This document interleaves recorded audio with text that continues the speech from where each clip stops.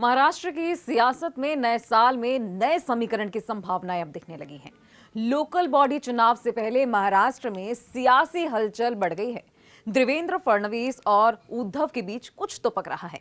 अब सवाल ये है कि क्या दो पुराने बिछड़े दोस्तों का मेल होगा।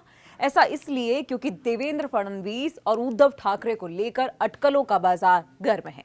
खुद फडणवीस और उद्धव ने अपने बयानों से इन अटकलों को और हवा दे दी है। खुद देवेंद्र फडणवीस ने संकेत दे दिया है कि उद्धव सेना और बीजेपी के बीच में गठबंधन हो सकता है। फडणवीस कह रहे हैं कि राजनीति में कुछ भी असंभव नहीं है। वहीं उद्धव ठाकरे भी ये कहते दिख रहे हैं कि राजनीति में कुछ भी हो सकता है। न्यूज़ 18 लोकमत की माने तो महाराष्ट्र में सियासी बहार तेजी से बहने भी लगी है।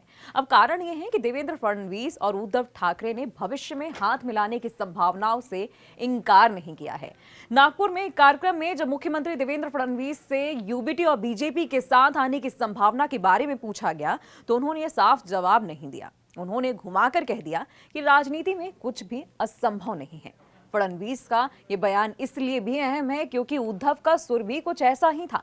जब मुंबई में एक प्रेस कॉन्फ्रेंस में यूबीटी चीफ उद्धव से भी यही सवाल पूछा गया तो उन्होंने कहा कि राजनीति में कुछ भी हो सकता है, नहीं कह सकते कि कल क्या होगा।